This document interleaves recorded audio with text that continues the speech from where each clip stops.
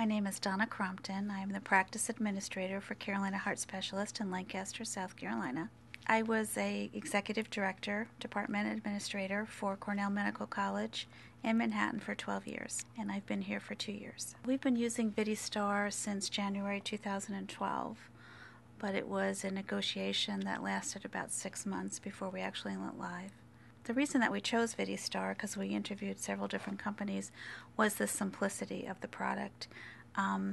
It's a point-and-click system. It's very easy to use. The training was minimal, and the product is a lifesaver. I mean, it saves so much time for the techs and the physicians. So we chose VidiStar because of its simplicity. With any electronic medical record, it takes some time in the transition, and what we were doing was we were scanning all of these documents from our testing, the echo, the nuclear, and the vascular labs. So we had to dictate the report, which had to go out to a transcription service. Then that took 48 to 72 hours, and then the report came back and we had to scan that into the electronic medical record. So it was really labor intensive and very costly. So this has streamlined the processes for all the staff. So right from the tech, right to the nurse, and down to the doctor. So the doctor can view the reports from home. He can review them from the hospital or his workstation here in the practice. So it's just streamlined the process tremendously and allowed the nurses now to concentrate on nursing functions instead of this kind of data processing.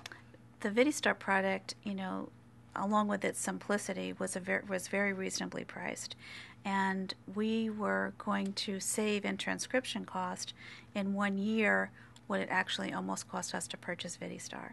So the two main factors were the simplicity of the product, the easy transition for the techs and the physicians and the clinical staff, and then the cost savings. After 1 year, basically VidiStar was paid for. So it was a win-win for everyone. Historically, with the cardiology, you're in the office for a 4 to 8 hour session, and then you leave and go to the hospital.